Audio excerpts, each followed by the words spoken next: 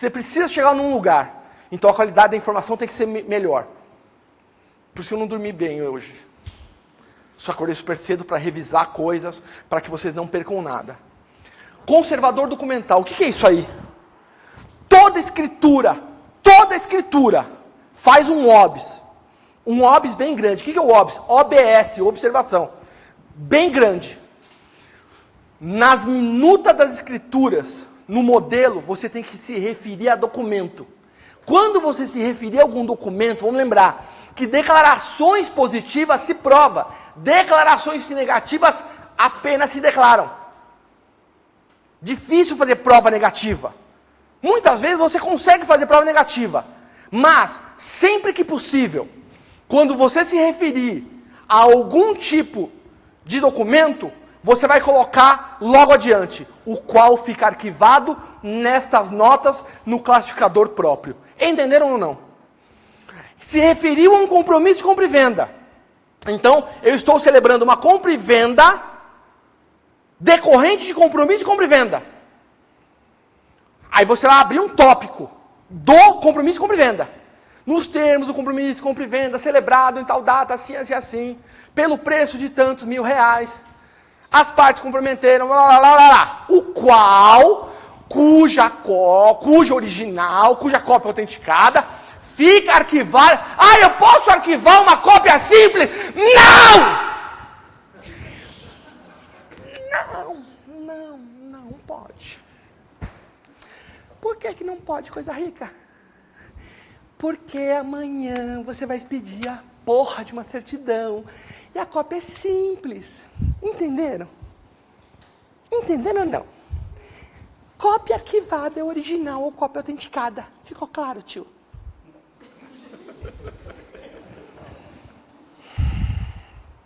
E por que eu faço isso? E por que eu falo isso para vocês?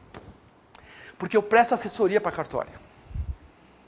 Eu tenho uma cliente, uma tabeliã, registrador civil, que ela é linda, maravilhosa, super boazinha, educada. Mas porra, eu fico louco com ela. Porque ela fala assim, ó, estou fazendo uma escritura assim, assim, assim, você pode olhar a minuta para mim? Eu falei, claro, minha querida, lógico que eu olho. Manda para mim. Aí fala, não é assim, coisa rica.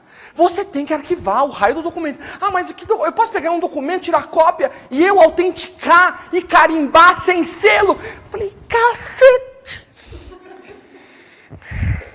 Você é tabeliã, porra.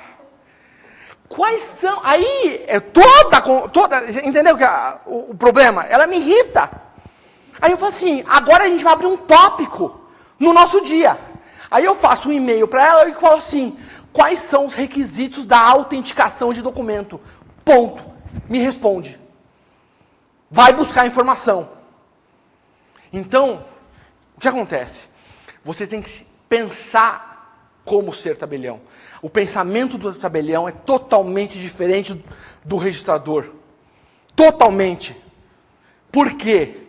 Porque o tabelião de notas, como ele formaliza muitos negócios, é muito complexo a atividade, e ele precisa materializar tudo aquilo, ele precisa lembrar o seguinte, se você não tiver documento que comprove a informação, você pode estar diante de uma fraude. E isso você tem que tomar cuidado. E eu falo isso, essa questão documental é tão importante que as retificações, as escrituras de retificação que a gente vai falar, escritura de aditamento, retificação ex officio, reti-rat, que é a retificação e ratificação, ela depende disso. Porque é diferente eu pegar, fazer uma compra e venda com o senhor, no nome do senhor. Eu vender um imóvel para o doutor Ademilson, ele registra, passa 10 anos, aí ele vai vender o imóvel para a doutora Elina. Quando a doutora Elina pede a matrícula do doutor Ademilson, veio o imóvel errado. Quando eu fui fazer escritura, eu joguei ele no imóvel do vizinho. Aí vem a pergunta do concurso, dá para retificar? Faz 10 anos que ele mora no outro imóvel, só que ele registrou outro. Pode retificar? Essa pergunta nunca caiu em concurso. Porque vai virar uma briga desgraçada. Por quê? Porque na prática, os notários se recusam a retificar. Na prática, os registradores se recusam a retificar. Tem decisões da corregedoria, eu só consigo pegar porque eu estou de calça jeans. Se eu tivesse de terno, eu não ia pegar, com o risco de rasgar a calça. Então, se você, tabelião, for prudente, eu tenho documentos do compromisso de compra e venda, que o teu imóvel é o mesmo imóvel que vai vender para a Elina. Mas por um erro, por um equívoco da nossa parte, do banco que financiou o imóvel para o senhor, foi a matrícula errada. Mas você tem todo um acervo de documentos que comprova que o imóvel que você negociou não é o imóvel da matrícula, da escritura. Entenderam, sim ou não? Você retifica tudo. Por que você retifica tudo? Porque o artigo 1247, ele é fatal. Porque ele fala o seguinte, doutor Ademilton: se o teor do registro não exprimir a verdade, e por que o teor do registro não exprimiria a verdade? Porque o título não exprime a verdade. Porque o título tem uma falha. Porque o título tem um defeito. Ser registrador é mamão com açúcar.